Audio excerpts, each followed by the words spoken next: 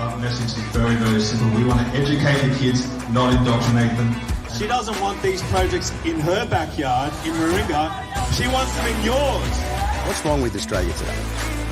For me, it's leadership. There's just a lack of leadership. We should be energy independent here in Australia. We've got everything. And it's good to see the community come out and really engage in this issue of parental rights. You only have one vote, but it's very powerful.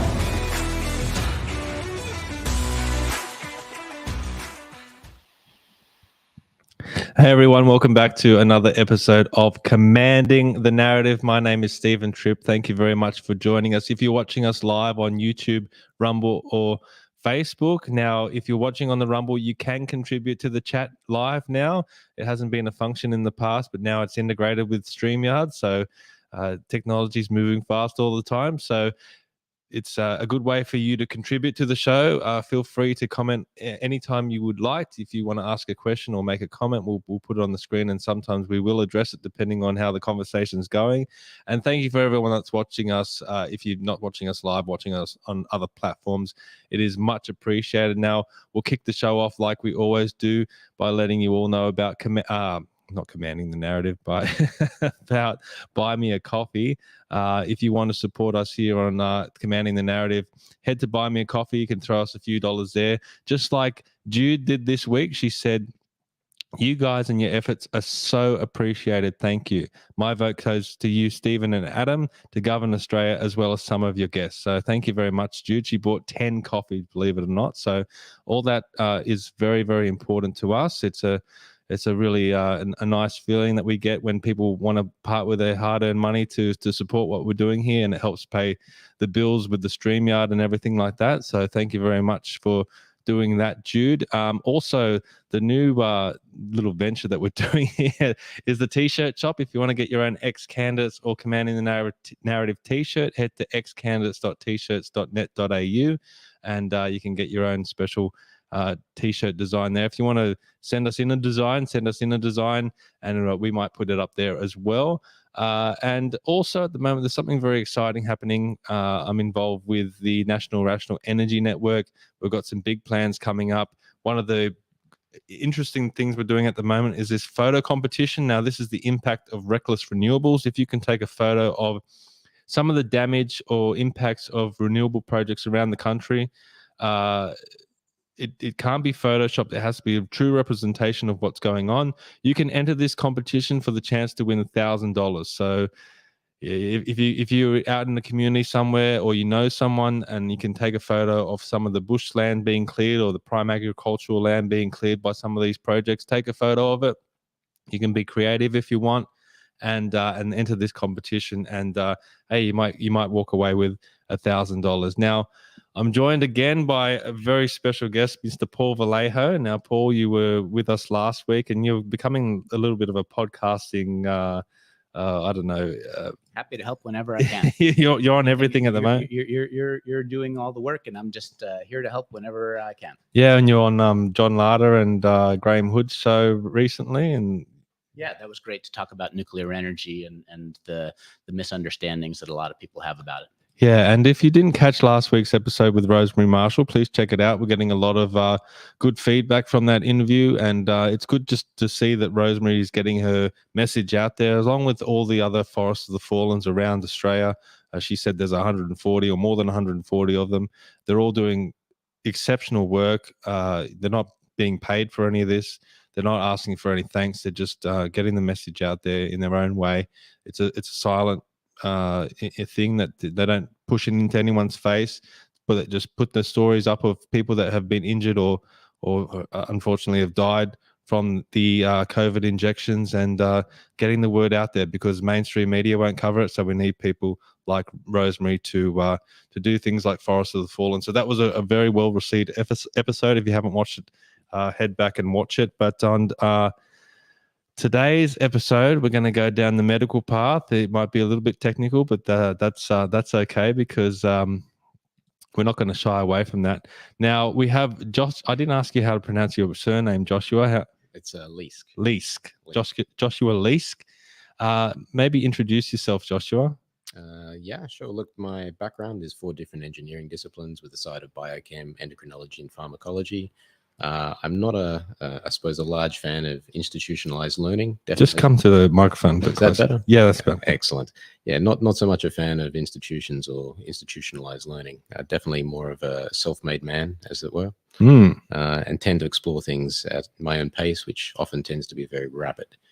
A lot of times we've seen credentials and credentialization being used as covert for institutional medicine that isn't really about what they say it's about. And so it's one of those things that I've been a bit shocked with over the last bunch of years, how many medical professionals don't see down paths that aren't patent protected, and how many climate scientists won't see contrary evidence that's right in front of them. So I can understand why credentialization is maybe not what it's meant to be. I think, look, for me, it's also about the way that your brain develops connections and actually learns to look at things. The way that I'm looking at biochemistry is more from an engineer's eye set. It's basically looking at things as if it's an engineering problem rather than looking at it as if it's a medical problem. So I see clinical pathways. I look at inputs, outputs, feedback loops, flows, pressures, things that regulate these different pathways. And then ultimately insults and what happens when these things become dysregulated, what the influences are that are able to actually rock the boat in ways in a sustainable and persistent way, which then leads to chronic disease. So we have acute issues. So we might have a fresh infection, for example. We might have some sort of toxic overload from some sort of environmental exposure. Or in the case of chronic illness, we might be having endotoxins or mycotoxins that are being produced in response to you simply eating a meal. And then there's a reason why these things are able to be persistent. So one of the things that I've been struck with is how different your understanding is of a lot of these things than I find, like as opposed to the medical advice from a lot of MDs who basically a lot of times just treat the symptom with something that is patent protected, versus your understanding, which seems to be very comprehensive, and like you say, very like you look to understand the underlying mechanisms why a lot of these things happen, and have developed a protocol which, according to the website, could possibly help with an absolutely wide array of diseases. Like for instance, I'm looking at this list of conditions that is all kind of encompassed with your protocol. So like, for instance, brain fog, long COVID, neuropathy. What is Hashimoto's disease? How is that possibly similar to not being able to get a boner? Oh dear. All right. Well, look, if we were to refer to, let's say, erectile dysfunction and brain fog. So there is a neurotransmitter called dopamine. Everyone's aware that it's the feel-good hormone. Dopamine has regulatory functions for erections and sexual health. So if you have a chronic infection, which is going to lead to inflammation and deficiencies of certain nutrients that are required for the production of dopamine, but also for the degradation of dopamine, so that whole balance, then if you end up with a net decrease of dopamine, then you may have erectile dysfunction from that function alone. But there's an underlying reason somehow that all these disorders are connected. Yes. So if you were to study, where I initially started studying was a disease at the time is called myalgic encephalomyelitis, or chronic fatigue syndrome. What then came along in 2021 and it's slightly earlier was long COVID and of course the vaccine injuries. And what everyone who's studying any of these named diseases will have noticed is that they look almost identical when you're looking at markers and symptoms. However, you don't necessarily find two people that have the exact same set of symptoms. And so it's like, well, how do we have 40 different symptoms that one person could have, and yet one person's got 20 and the other person's got 30? And how is it that you can differentiate between them, and what decides that? And so what the modeling that I've done allows us to do is actually predict the features that people will have based on the markers, and explains the etiology for it. The way I've heard it described in the past, specifically when talking about gluten intolerance and how autoimmune disease can manifest from that, is, and you might disagree, but you get things like leaky gut, and you get an immune response from that, Right. and then where you might develop an autoimmune disease, but where that occurs is like the weakest link in the chain. So and that's based on your genetics. So if you pull on a chain, it will break at the weakest link. So I would push back on the term autoimmune disease. I have yet to find a true autoimmune disease. There's certainly the presence of autoimmune antibodies. We see those. You can see those from a car accident and trauma, for example. But the presence of autoimmune antibodies doesn't actually mean that it's a disease. It's actually part, as far as I can tell, of the regulation of the metabolism using the immune system as part of that process. It's another layer of resilience. So, for example, you might see, actually, a nice example. So multiple sclerosis is one that often gets talked about as an autoimmune disease. And what we found in, I think, 2018 and onwards is that Epstein-Barr virus is heavily associated with multiple sclerosis. But what we see is that Epstein-Barr virus, much like the other human herpes viruses, loves inhabiting nervous tissue. So if you were to have the metabolism that causes the reactivation of human herpes viruses, and that's part of what my model shows how that happens, then you may have an immune response to that human herpes virus being reactivated. Now, the problem then is if your metabolism causes chronic reactivating human herpes virus, in this case Epstein-Barr virus, then it means you're going to have this chronic immune response to the cells which are infected with that virus. And those cells being in the myelin sheaths. In the myelin sheaths. And then what comes out. So basically what I think what you're saying is that those viruses have a latent stage and living in lytic state. Well, the latent stage is when they're dormant, but they're not really dormant. And but more that the immune system isn't aware of them at that time. Okay, so when they kind of start waking up, the body attacks the cells that are infected, which happen to live in the nerves. And so it can look on the outside as if the body's attacking the nerves, but what it's actually doing is attacking the infected cells in the right. And so this gets to something, as I've talked to you before. A large part of your understanding here is that the body is constantly dealing with a number of pathogens, and pathogens can be bacteria, viruses, fungi. Yeah. Those have set up shop and evaded immune surveillance somehow. Well, yeah. Look, this is ultimately what allows the chronic diseases to progress: is blind spots in the immune surveillance. So it's really interesting. If you were to have a look at, well, let's take one group of pathogens. If we look at microorganisms, for example, one of the things that allows them to persist are these extracellular films, these biofilms. And what the biofilms are is protection against a number of different insults, but particularly the immune surveillance and immune response. So if the immune system doesn't see the microorganisms, doesn't inspect them, it doesn't mount a response to them. So that you can have clusters of different pathogens happily absorbing nutrients from your diet, producing more metabolites, which are in this case toxic and damaging it could be we're talking about the epithelium, so the gut barrier, we're talking about the leaky gut. So you could have, for example, we're talking about gluten sensitivity. I'll use that as an example. So you could have candida. Candida has multiple stages in its life cycle. One of those stages is as a hyphae, and it hooks into the cell wall. And that little part of that protein that hooks into the cell wall happens to have the same sequence as gliadin. It's a protein, if you want to know the name of it, it's HWP3. But ultimately what it does is that the immune response to the protein that's now visible inside the cell happens to then also happen for the gliadin from gluten consumption. So someone that has a latent or a candida infection might develop a intolerance to gliadin. Gluten, because the hook of the candida is very similar. It's similar homologue to the the gliadin, so the candida. Okay. And that's not the only mechanism for gluten intolerance. So there's another, and I think this is unpublished work, but there is a strain of Streptococcus salivarius, which takes that gliadin and actually converts it into an antigen that punches holes in the enterocytes as well.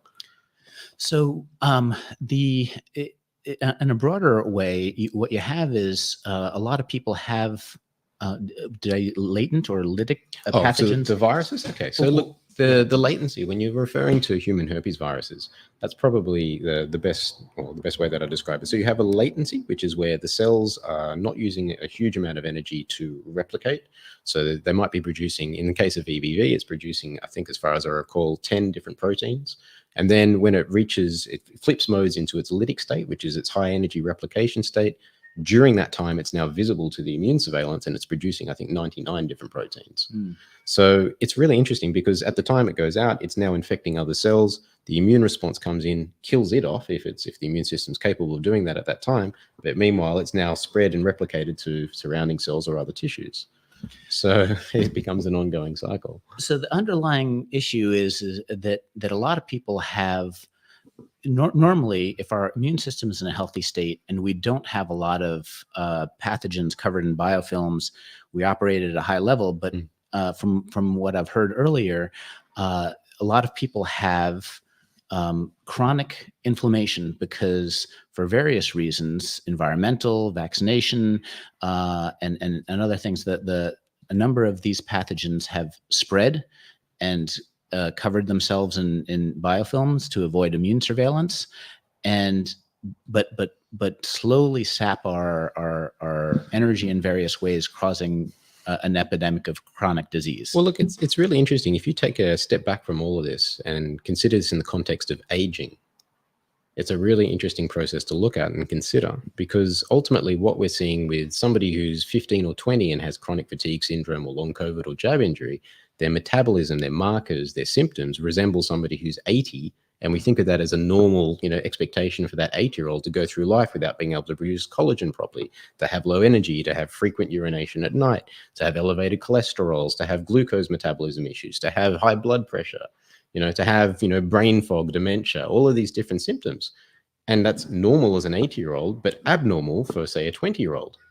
Yet that's what we see. It's almost like we're describing something that's premature aging. And ultimately, what if we were to take another step back and look at this further and say, okay, well, in this model that I've been writing about, if we have the accumulation over time of the surface area of these pathogenic biofilms, and by that I mean biofilms that are home to a number of these pathogenic species, then as I suppose the surface area increases, the amount of endotoxins that they're able to produce also increases, which presents a load for the host's metabolism. So that can be liver and other cells, and of course the gut barrier, the enterocytes and various other things.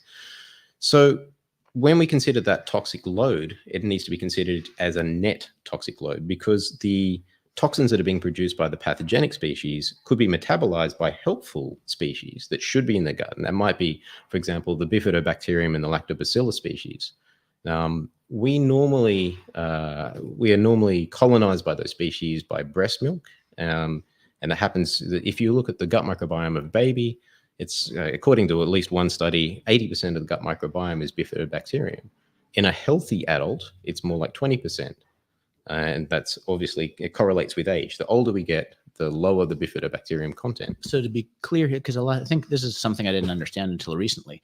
High bifidobacteria is good. Yeah, that is a good. It's very useful. So there's like your microbiome is all the bacteria that's inside. Well, in this case, your gut, and a high level of bifidobacteria is a positive thing in your microbiome, but you can have a lot of that killed and by antibiotics or by various different things. Yeah. And you can have invasive species. You could have C. diff, and Yep. that's actually not good, I think. Well, see, look, it's really interesting when you're looking at Clostridia and a number of things, and I think we probably could segue back to this one in a little while. Okay. But the microbiome, the way that I kind of relate this, there's a very symbiotic relationship with the microbiome, gut microbiome in particular, and the host metabolism. So if you were to consider the species which are inhabiting the gut, let's say that a healthy gut microbiome might have 500 species, right? And each of those 500 species, they're going to be able to take a particular substrate, so some sort of nutrient, something that and it's usually multiple nutrients, that they're able to metabolize and proliferate and produce some sort of metabolite, so some sort of, peptide or amino acid or something, short chain fatty acid, something that benefits the host in some particular way. So even the pathogenic species also seem to produce some sort of helpful metabolites for the host, but they also produce something which is toxic for the host. So when, for example, we have somebody who's got metabolic syndrome, so they might have elevated cholesterols, they might have problems with glucose metabolism. What you'll see is that there are like C. diff, as you mentioned. So C. diff, it's a species which produces a metabolite called p-cresol or 4-cresol. It's known to inhibit, we were talking about dopamine before. So dopamine converts into something called norepinephrine, and then norepinephrine converts into epinephrine. Epinephrine or adrenaline is required for your body to produce energy from catabolizing its own tissue. So it's what sustains us in between meals, and so that we don't die. If you have an elevation of p-cresol, what happens is that it promotes the body's ability to pull glucose into the cells, but at the same time it inhibits the norepinephrine, the conversion of dopamine to norepinephrine, in a way that's really similar potentially to taking, say, metformin.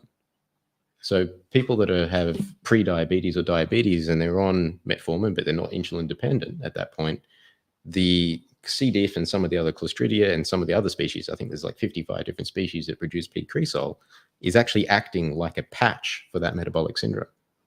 Okay, so if we could scope out for a little bit, because these all the metabolites that get created, that's even hard for me to digest. No pun intended. The main focus of your work is basically, there are all these chronic diseases, and there's a lot of them on the list on your website, which we should put up at some point. But the people suffering with long COVID, with CFS, with Hashimoto's, or fibromyalgia, mast cell activation syndrome. What's going on with them is that they have a dysbiosis, which means they have pathogens covered in biofilms in way too many places. And you've developed a protocol to basically go after the bad pathogens and get the minerals back up and get the microbiome working again to sort of reset people's biological systems. Well, I think is that a fair way of putting it? That's one way to describe it. I would probably take a step back and I would say, look, if you're looking at biology, the golden rule is homeostasis, right? Homeostasis. The cell, the organism is always trying to pull everything back to its most optimal state, regardless of what happens, regardless of the insults, regardless of the nutritional status. It's always trying to find that most optimal state. So it's always going to do the best it can in any of these situations. So for something to go wrong, that means that there is a persistent insult or there is a persistent resource shortage. Okay. Or multiple resource shortages and multiple insults. So really the level of resilience and redundancy that's if you look at the engineering of the cell and the organism, is incredible, absolutely incredible. So by the time you actually notice a symptom, something majorly has actually gone wrong. Okay, so basically, I could get across this room with my arms and legs chopped off, and I can kind of get there with my chin, right? I'll eventually get there. But I'll be, because I'm missing a certain components. And I think what you're saying is the body has its ideal homeostasis. If it has all the inputs and it isn't fighting bad dysbiosis, bad pathogens. But if you're short copper, if you're short, if you're fighting some chronic inflammation, at some point you start noticing some symptoms, and underlying that is either some shortage or some dysbiosis. Well, it's always the question, why? Okay, so assuming you're eating a regular diet, you're eating well. If you're eating a sufficient amount of copper, as you've raised it, why is it that you might end up being copper deficient? Or if we look at the populations and say, well, it's interesting that about 30% of women are iron deficient, and about, I think last time I looked, it was 9% of men. And it's interesting that that one is the one that is most talked about, because it's the one that actually gets measured in most GPs, and everyone actually looks for, oh, okay, you're iron deficient. It's a really significant issue when you are deficient. You might be breathless, you might have low energy, and everyone just accepts that, oh, okay, I've got iron deficiency, that's why I'm fatigued. However, the interesting thing is, if you were to have a look at chronic inflammation, and in the context of iron deficiency, it's known as anemia of inflammation if it gets to the point of causing anemia. But the same mechanisms that lead to the iron deficiency are also responsible for the potential deficiency of 8 other minerals. So they use the same transporters. They have the same response to a peptide hormone called hepcidin, which controls the activity of those transporters. So when there's inflammation, that means certain cytokines like tumor necrosis factor alpha, IL-1 beta, 6, 10, 22, if those are elevated, that leads to an elevation of this peptide hormone called hepcidin. Now, hepcidin is known as the master regulator for iron homeostasis. However, when you read through the literature, you'll find that there are 8 other minerals also being regulated by that same peptide hormone. So to interrupt just for a sec, because I know that the different, all those different loops, you have a deep knowledge of how they interact and all that kind of thing. But there are a lot of people out there who, have long COVID, chronic fatigue, fibromyalgia. My son has Ehlers-Danlos syndrome, hypermobility, collagen synthesis, connective tissue disorders. Yes, you mentioned that's actually kind of part of this model as well. And a lot of these people have been failed by the mainstream medical system. I've encountered it myself. I've talked to other people who have encountered it, had long COVID, brain fog, and they have no answers. Correct. Mainstream medical has no answers. So if you could basically tell the audience, tell people that there may be a way to help with some of these things where mainstream medical has failed you for this reason, and this is kind of a very high level, just kind of what they need to know. And we probably should say this is not medical advice. And this isn't, I'm not a doctor. He's not a doctor. He's not a doctor. This is just research, educational. Yeah, we're just talking, friends talking about some bullshit that we're not liable for remotely. So, look, one of the big challenges is that the tests that are being used to quantify things like minerals are looking in the serum and the plasma. So if you're looking for data and you want to know what somebody's mineral status is for iron or for copper or for zinc, you could look in multiple ways. You could measure the iron in the urine. You could measure the iron in the hair. You could take a biopsy of the liver or the skin, and you could actually, quantify the mineral or the iron content under some sort of, mass spectrometer or something like that. But one of the more convenient ways that you could sample some sort of fluid or some bodily tissue is to take blood. When you look at the blood, you're looking at the plasma, serum, and then you've got red blood cells and white blood cells, and then there's various other compounds and things that are going to be able to be measured inside of that sample. And so traditionally, most of the minerals are quantified by the status that's in the serum or the plasma. And the problem with that is that that's absolutely accurate if you want to know what's in the serum and the plasma, but the bulk of the metabolism is happening inside the cells, and there's the cells which have got mitochondria. So red blood cells don't have mitochondria. So if we're looking at red blood cell version of selenium or iron or something like that, not really something that's going to be super helpful in understanding what might be happening inside your liver cells or your brain cells or other cells which have got mitochondria. White blood cells, on the other hand, do have a mitochondria, but we don't actually measure, for the most part, we don't actually measure the mineral content of white blood cells. There are very special tests that can be done. There are labs in the US that'll do it. Not an incredibly expensive test either to be done, but there's time sensitivity around the transport of the samples and things like that. But we can't do it. You should be able to go into a GP. The GP should be able to say, oh, wow, you've got some sort of chronic, affliction happening here. Let's pull some data and actually have a look. But the model, the diagnostics model for the way that it works with your GP doesn't do any of that. It's usually, we'll run the full blood counts. We'll look at the counts of certain red blood cells, certain markers around the red blood cells, the white blood cells. We might have a look at the complex, the comprehensive metabolic panel, which is really basic data. And then might be looking at things like a couple of the liver enzymes, excepting they're not just liver enzymes, they're in other cells. It might look at the electrolytes, but again, that's the electrolytes in the serum, not what's actually happening inside the cells. It might look at the cholesterols. It might look at a particular enzyme, which I like to use as a marker, called lactate dehydrogenase, or LD. And you get some very, very basic data. And usually that data, if somebody's not really looking for the patterns and understanding the overall picture, they're going to go, oh, this is fine. You're healthy. This is okay. Or you've got a slight elevation of cholesterol. We should talk about statins. No understanding that the elevation of the cholesterol actually represents, it's a really good proxy marker for having a chronic infection. So your model of so you're explaining why the doctors a lot of times are missing They data. lack the tools. They lack the tools. They lack the data. And you have a sense of how people could get back to health that uses can you kind of talk, like, all right, let's say I have a friend with chronic fatigue syndrome or a vaccine injury, brain fog. Could you explain in very layman's terms without using specific names for things that a lot of people don't know, the general path of why they're at where they're at and how they can get back to health? Well, okay, let's talk about how they reached where they're at. That's probably a really good starting point.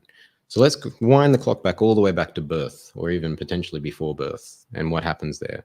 So we have a period very early in life where the microbiome is actually built, right? This is this wonderfully complicated microbiome that should include a lot of bifidobacterium and lactobacillus species. However, let's say that they didn't have the most ideal start in life. So let's say that they weren't breastfed, for example, something went wrong there. They weren't able to be breastfed. They've missed out on the lactobacillus and the bifidobacterium.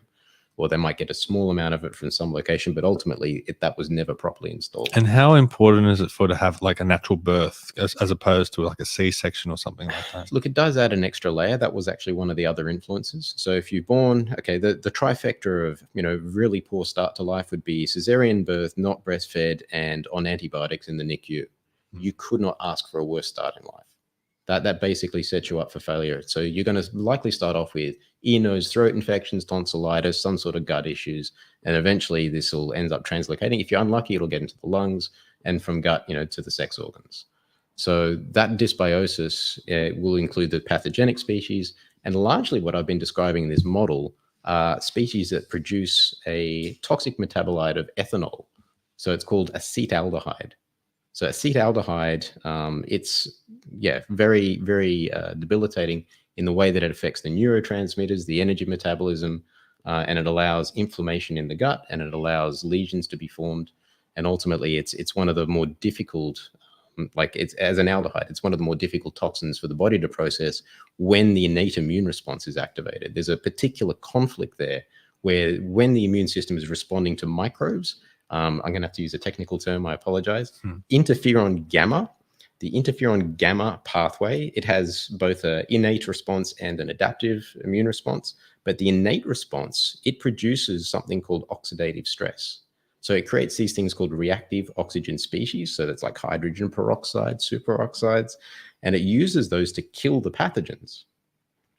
The problem with that is there's supposed to be something else that happens.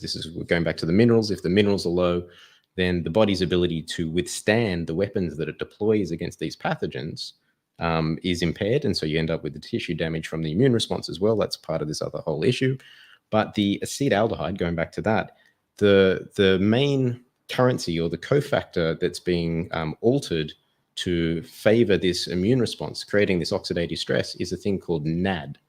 So NAD, it's, without getting too technical, if I can, without getting into, because I understand it's really important, and if you're going to understand it, you have to understand all those terms.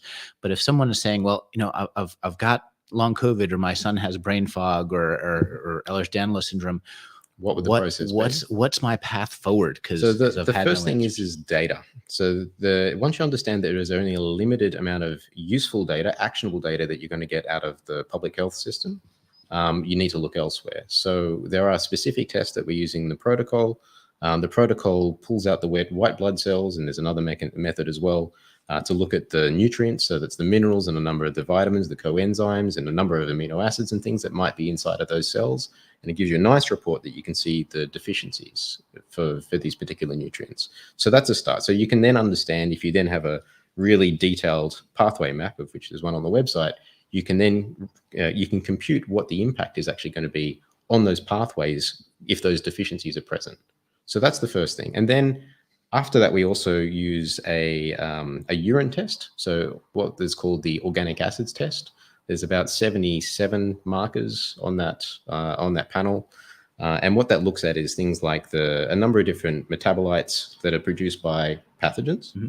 So you can see that gather that data, and then how does that help? And then how do you use that to get back to health? So what you're left with, so in addition to that microbiome data, you want to see what species are in different tissues, but then you have to know which microbiomes you want data for. So that might be gut microbiome. If there's a history of ear, nose, throat infection, you might want to get data from that. Sex organs, lungs, whatever the history's been. If you've had asthma or COPD or things, then you'd want to have a look at the lung microbiome as well. Any of these tissues which have infections are going to need to be remediated because they are a vector for the progression or the continued cycle for this, for this disease or this syndrome. So once you've got that data, so once you've got the intracellular mineral data, once you've got the microbiome data, once you've got a map of what the impact of all that is, that's the urine test and the organic acid test, then you can actually say, okay, well, look, I've got all of these deficiencies. Those need to be addressed somehow. If I've got a 75% reduction of my systemic iron stores, what's going to happen if I put the iron back in? Well, you're no longer going to have that iron deficiency, but if you've got 40 other deficiencies, chances are you've now moved the bottleneck to other places and other parts of the pathway. So you've maybe reduced one set of symptoms and now created a new set of symptoms. The way I understand like nutrition, oftentimes you hear people, oh, I'm taking magnesium or I'm taking iron. It doesn't work like that. All these different nutrients all interact with each other. Yes. And if you're trying to address an iron deficiency by taking a lot of iron, well, it's affecting all the other nutrients. So the way I understand, I think calcium and iron interact with each other. Well, yeah, and phosphorus. I mean, if you want to get into the technical details, you could look at things like how the parathyroid hormone works, which then affects the things like the calcium status and the way that works. And there's an interaction there between iron and phosphorus, and it gets very complicated. And yeah, absolutely. But the other side of this is, so I guess the main point is it needs to be a balance of all the nutrients. Yeah, well, otherwise you're going to be replacing one problem with another problem. So imagine that you've got a pathway with, let's say, 5 different bottlenecks in that pathway. You remove one bottleneck and suddenly you move to the other 4. Or the bottleneck you remove is in the middle of the pathway and you might not notice the changes because you've got the other 4 still present. Which is why you need all that data need all of that data. And then to replace all those at the same time, those bottlenecks at the same time. Yeah, you leave one bottleneck behind, then you've still got the pathway being impacted. And that's why, so when say, for example, a naturopath might come out and say, well, we can cure osteoporosis with calcium. And then they go and do a study and they just give someone a whole shitload of calcium and it doesn't do anything. Well, because you need everything. So if you were to look at calcium, okay, that's a good example. So if we were to look at calcium metabolism, the first thing is we actually need to get it transported into the cells. So we're going to have vitamin D as part of that, and vitamin K, let's say MK7. And then you're going to say on the other side of that, okay, fine. Let's say that we can use vitamin D. We can convert the vitamin D into the active form. And there's all sorts of reasons why that might not work, and won't go into that right now. Let's say that we actually get to the point where the vitamin D is active and is able to allow the calcium transport to work. We then have a problem at the cell membrane. So the way that the calcium gets into the cell is to swap largely with magnesium. So they exchange. They use these little pumps called ATPases. So the ATPases, if there's an insufficiency of magnesium, is going to have difficulty pulling up the calcium, and vice versa. If you've got a magnesium deficiency, you probably have a calcium deficiency. So if one of them becomes insufficient, they go down as pairs. So you've got sodium and potassium, you've got calcium and magnesium. So to really dumb it down so people can understand, so if you do have say, for example, a calcium deficiency and you take a lot of calcium, if you don't have enough magnesium to allow this To pick pathway. up, you'll still have a calcium deficiency. You can take truckloads of it and still end up being deficient. So, and there are other issues too. That thing that we were talking about before with the iron deficiency and those other 8 minerals. Well, you could take huge amounts of iron orally and measure your iron status and find that you've made no benefit over a month. Whereas if you were to take it sublingually or in a form that's a bit different, like wrapped up in a peptide or something that uses a different transporter, it will actually increase the systemic iron levels. And how does it play into weight loss? Because I've heard one doctor, Dr. Joel Wallach, he's in America, and he always makes the argument that people that are obese, it's not a disease of excess, it's actually deficiency. Correct. So, for example, if they're deficient in a certain mineral or something, their bodies are going to be craving. And the only way that the body can tell you, hey, you're low in copper, is to make you feel hungry. So you're eating all this junk food and you never feel satisfied because you're not getting the specific nutrients, plural. I would call eating the junk food a self-administration of some sort of intervention for the problem. So, for example, if let's say 2/3 of your energy demands are being met by burning fat in a day. So if you look at the total calorific content of a day, let's just say for argument's sake, you're eating 2,000 calories a day. Now, if you were then say, okay, well, I'm only eating 150 grams of carbohydrates. So that's maybe 600 calories of, 600 calories of carbohydrates. So the remaining amount of that's going to come from, catabolizing fat or dietary fat, or catabolizing the body's tissue, depending on the time of day. Now, the pathways that are involved in that are quite complicated. So for fat burning, for example, you've got lipolysis. So that's the actual releasing of the fatty acids from the fat cells in the first place. Then they've got to be shuttled transported into the cell and then transported into the mitochondria to actually get oxidized, which is when they get converted into ultimately into a usable form of energy. So that pathway, that fatty acid oxidation pathway, couple of the steps there. So the longer the chain of this fatty acid, the longer ones have to actually be transported into the mitochondria using a thing called the carnitine shuttle. Carnitine is another amino acid. Anyway, long story short, it becomes low for certain reasons. Oxidative stress, low B6 rather, problems with glycolysis and low serine, a number of other things. Low iron is another factor in the carnitine biosynthesis pathway. But the other side of that is, let's say that we even get the fatty acids into the mitochondria, the process that actually oxidizes them, if you've got an issue with the ability to convert vitamin B2 into the actual active form, so fat or adiflavin, then you're going to have problems oxidizing the fatty acids. If you've got low vitamin B5, you're going to have problems oxidizing fatty acids. So there's going to be an insufficiency of a thing called coenzyme A, or CoA. So deficiencies ultimately lead to an inability of a particular pathway to work. Now, meanwhile, the body still keeps trying to store fat because it knows that it's going to be using that in the future. So the default program is to store this for later in the day, but then it can't use it. So what happens? You end up with fat accumulation. But because you're not then getting energy from that, you then end up eating, I need energy. So you just keep eating more carbs because that pathway is kind of still working, hopefully. Yeah. And so you're binging out on junk food, sugar, whatever, just getting a quick fix, trying to, not feel horrible. And the thing that doesn't allow you to use that fat is the deficiency of the active form of B2, the active form of B5, the carnitine biosynthesis pathway. Those are probably the major influences for the fatty acid oxidation pathway. Do you find when people go through your protocol in order to help one of these things that sometimes weight loss becomes part of it? Absolutely. So you typically find that people that are coming into this picture, they either have one way or the other. They're either really skinny or they're usually rather large, and that's just because of this dysregulation of the energy pathways. So we can put being obese on this list. Oh yeah. Okay. So kind of getting back to someone sort of looking for an answer, and they've tried, because like with my son who has Ehlers-Danlos syndrome. I was told that there's really, it's sort of a lifelong condition, and that there's no real cure or solution, but the underlying, so what would you? So the interesting there is, look, if you have a look at the collagen synthesis pathway, it's wrapped up very much in the mitochondrial dysfunction. So the mitochondria, like the steam engines inside the cells, which are generating energy and producing all sorts of metabolites and things. When the mitochondria aren't operating correctly, and that can be via mineral deficiencies, it can be because of hypoxia, or lack of oxygen, it can be also via the impaired energy pathways that we're talking about before. that's actually going to be affecting the collagen synthesis pathway and the collagen degradation pathway. So interestingly enough, and to really explain this, I'd have to get technical, so I'm going to kind of avoid it for the end. Yeah, Okay. but mineral deficiencies and also that acetaldehyde issue that we're talking about are two very large influences on the ability to produce collagen.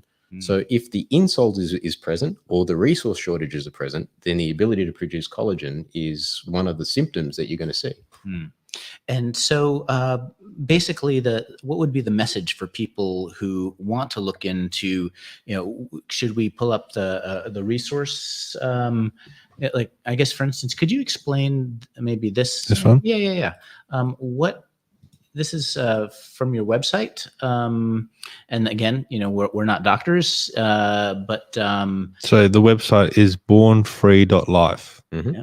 And when people are trying to get their minerals back up and also work on their microbiome, I think what you've found is that there's kind of various phases people go through. Is that Well, it's largely to do with the way that we're approaching the problem. So look, understanding the problem and then solving the problem are two separate issues. So you can see the puzzle and go, okay, well, I've got enough of the pieces now that I can actually intervene and turn this all around. But then there are certain challenges in that process. And part of that is the fact that you've got a living, breathing human being going through these processes. And some of those processes are not particularly enjoyable unless you do things in a very specific way. okay? And part of that reason why there's the non-enjoyable part is that when you are destroying some of these pathogens that are in the system that shouldn't be, the species you don't want, like Candida, they give off some toxins when they go That's away. right. So the toxins that are normally produced every time that those microbes get fed and they get very happy and they produce those metabolites, some of those toxic metabolites, those are also inside the cell. So if the immune response or something else comes in and pops those cells open, then the toxins spill out. And then if there's no good bacteria around there to metabolize those toxins into something else that's, non-toxic, then the host has to actually metabolize those toxins. And so you get a wave of those toxins passing through the body. And that might be called a Herxheimer effect, for example. But there are ways, and we're getting better and better at being able to actually mitigate some of these die-off symptoms and actually offload a lot of this activity into the microbiome to actually take care of it. What you're explaining is very, very technical. For someone out there who might be very healthy and they supplement and they eat right, but they still have health concerns. You're describing all these other things like Candida and latent pathogens and different things. How do they address them? If they're already eating healthy, they're already supplementing. I mean, how do you identify a Candida infection or something? Well, like this is that? the thing. So look, proxy markers that you might want to look for, if there's an elevation in LDL or LDL-C, for example, that's a really good proxy for having invasive microbiome dysbiosis or a NAD deficiency. So if for some reason there is, say someone's got a drinking habit, for example, many of us are, socially drink alcohol because that's the legal drug of choice in most Western civilizations. It actually happens to be a really toxic way to have a social experience. But anyway, long story short, the acetaldehyde is going to be able to inhibit the energy metabolism and alters the cholesterol biosynthesis pathway in a way that promotes the elevation of LDL-C.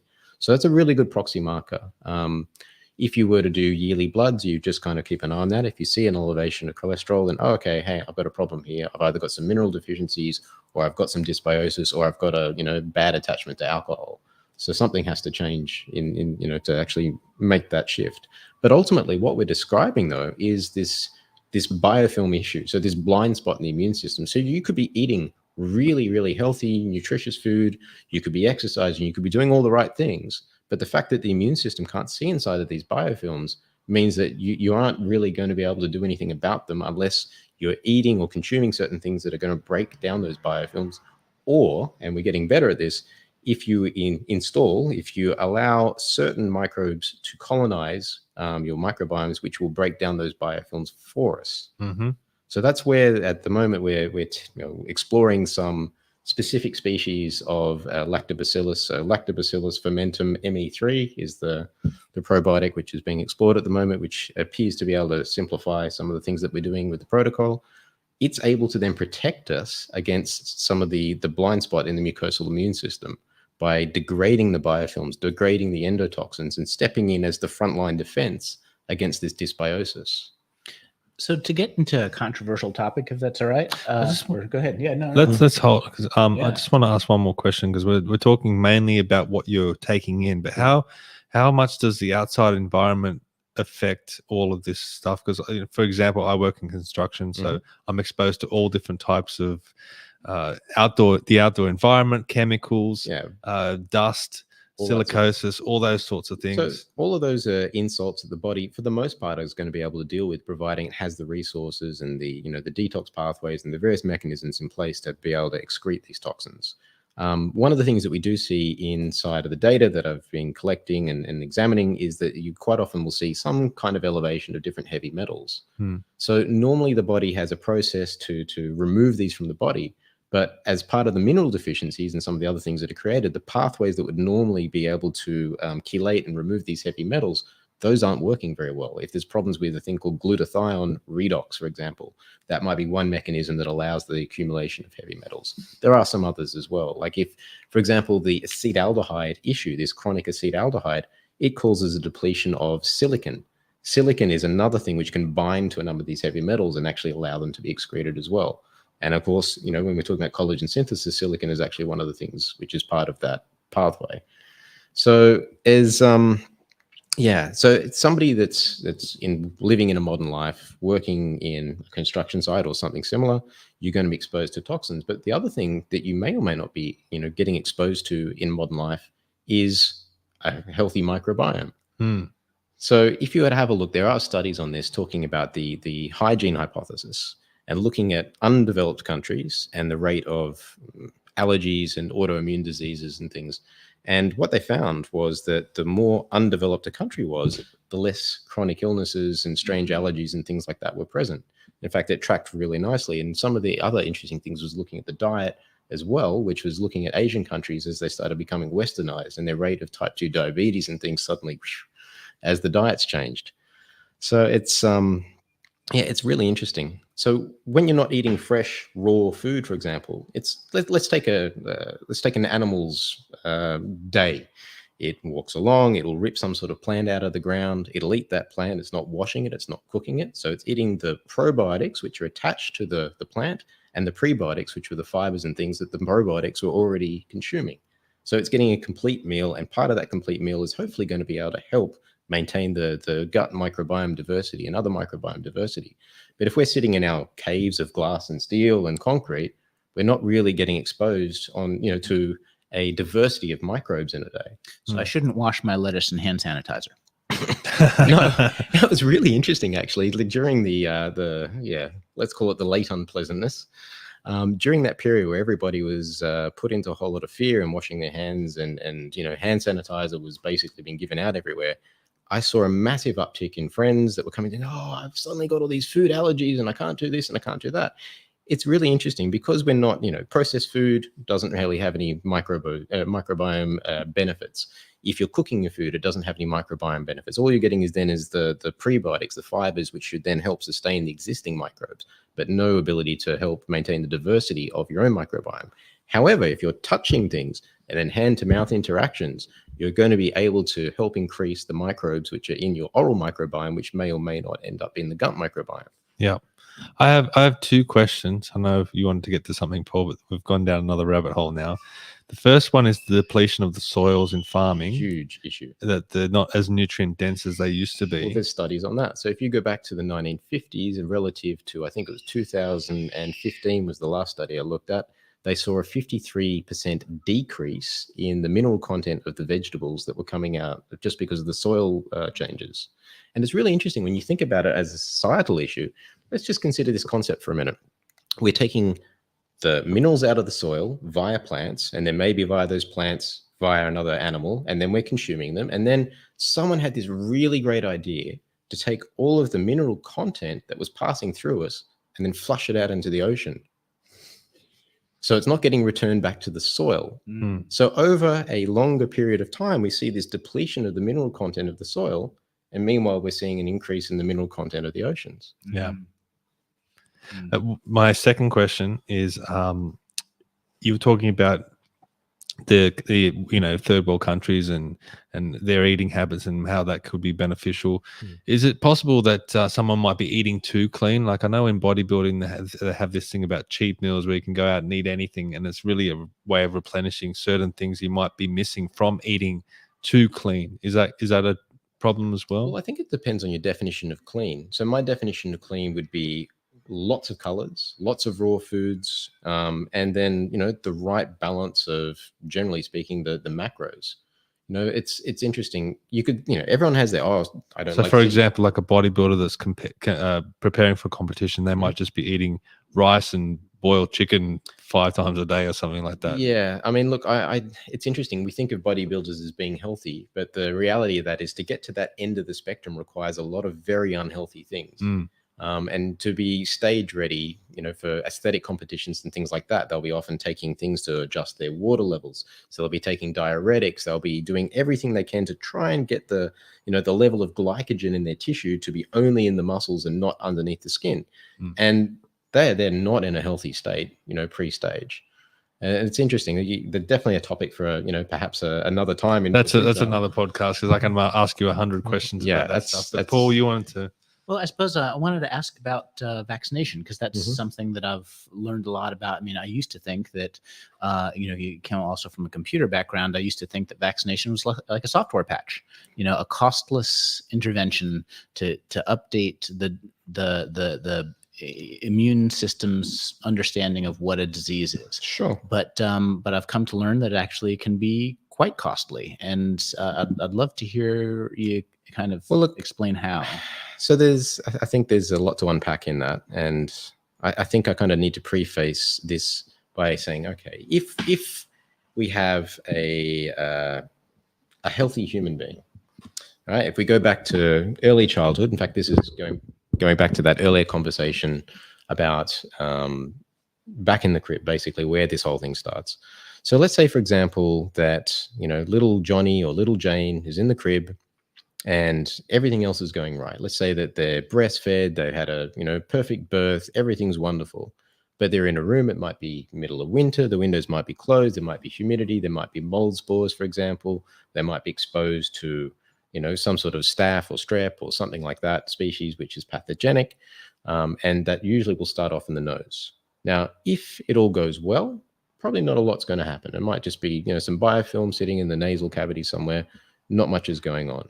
The problem is that the body can't see inside the biofilms. What it can do is arrest the part of the life cycle where those microbes come out of the biofilms, try to stick to a new surface, and then expand the surface area of these biofilms. But it can't do that if the immune system is distracted with a new antigen. So, for example, if you end up with a cold or flu or some sort of other infection, your immune system will just ignore the fungi or the microbes in the process of trying to deal with this new intruder. So that antigen, whether or not it's something that's obtained from a natural infection or whether it's something that you've injected into you to train the immune system on this particular antigen against a future infection, it provides a distraction against the immune suppression of this biofilm growth. So if I was to put that in a different way, basically your body is always putting out these fires all over the place. Yeah. You got new things coming in, and it's keeping these little patches in check. And then all of a sudden you put a alarm fire into your arm, and all these things that are going off their current job, going to the one in the arm, allowing these patches to grow. Correct. And every time now we're up to, I don't know how many dozens of injections and each time it's an opportunity to get that as all the immune surveillance goes to deal with this thing you've just put in your arm. Yeah, you might be getting good information about whatever you put in your arm, but the other dysbioses grow. That's right. So in the process of solving one problem, we're allowing another problem to grow, literally, in this case, with the case of the biofilms.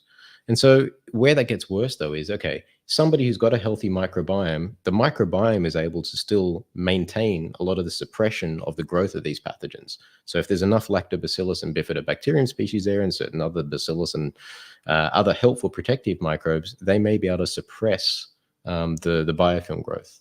But somebody who doesn't have those species, it gives an opportunity for those to proliferate and grow. So if they haven't had a good start in life, or if they've had antibiotics and it's basically collapsed the microbiome and compromised it, then every single time they're exposed to a new antigen, their overall health is going to decline because of the expansion of the biofilms. Which then leads to this set of chronic diseases. That Depending you have on where the your biofilms list. are and depending on the diet and the rest of the microbiome's ability to maintain it, yes. And what about antibiotics? I've heard that antibiotics can just wipe out That's your the problem. gut flora. That's exactly the problem. So what's really interesting, Australia is a bit different to America. America, they actually put antibiotics in the eyes of newborn babies. Something I only found out recently. So it's this cluster of issues. So if you look at it, it's not that necessarily it looks, for the most part, I would say the most of the vaccines that are on the market, which have a single antigen, are not necessarily problematic, providing you're not injecting it into somebody who's already fighting off some other pathogen. But we don't know that. Nobody checks. Do you do a cytokine panel check on your kid before you jab them? I don't know. My doctor certainly doesn't. So, I mean, if we don't know what's there, one of the golden rules of vaccination used to be you don't vaccinate somebody who's already sick. Interesting. They used to actually know that. Yeah, that was an intrinsic rule. I have never heard that being brought up. No, and then we've heard, certain people come out and say, oh, it's fine, you could give someone 10,000 different antigens in one dose and, the body is going to be able to handle that. Like, yeah, okay, show me the studies for that. I've heard, so when it comes to the antigen and the response the body's having, if it is overloaded, so say, for example, I heard some vaccines were grown on peanuts, and that's what leads to peanut allergies. Is that? I don't think so. No, it's really interesting. So various different compounds that are in different, vegetables, fruits, other things have an effect on the immune response. So somebody, for example, that might have dysbiosis and biofilms and infection in the throat, certain things are actually going to promote that immune activity, and you might end up with anaphylaxis from that mechanism alone. So it's interesting. So when people are going through the protocol and we're, watching and observing alongside their doctors, what you'll often see is some people that are really severe and have had an issue, historically with anaphylaxis, by the time they've gone through, cleared out the, the biofilms in the nose and throat, they don't have those issues. Same thing with seasonal allergies. It's like, oh, I have an allergy to blah, blah, blah, grass, pollen, something like that.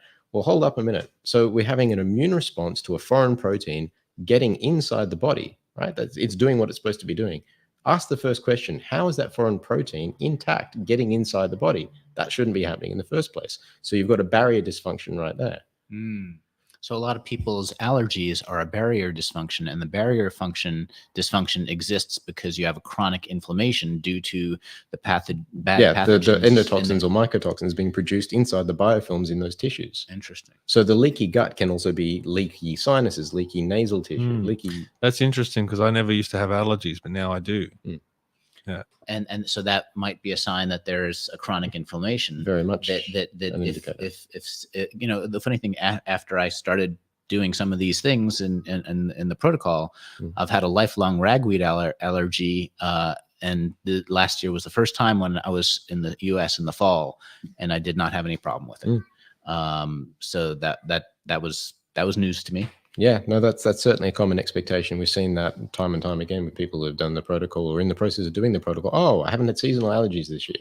How do people get this protocol? It's available freely on the website. There's no charge. There's no, So that's bornfree.life. Bornfree.life.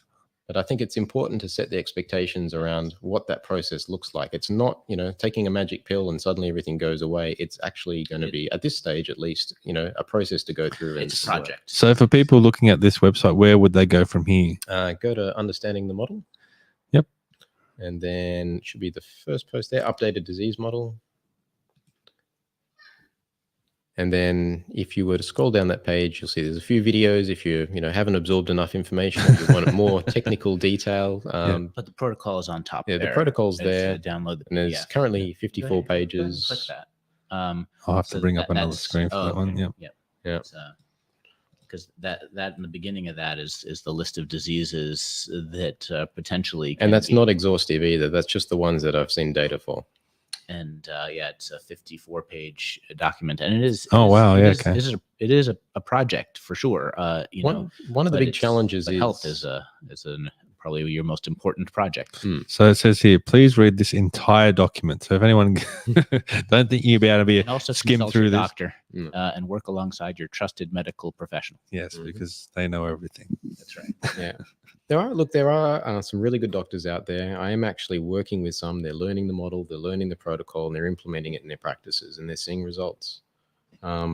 I think in You time, want to tell a story about that? If there's a fun anecdote, if not, then look, I guess it's the same sort of thing. There's people when I'm conversing with people, you either see people that will appreciate the model, dive into it, and they'll get it, and they'll dive in, and the more they learn, the more they want to learn. And look, honestly, if I was to try and describe the model from start to finish, 4.5 hours, and I'd probably get a lot of it, at least the key points done, and it'd be highly technical discussion.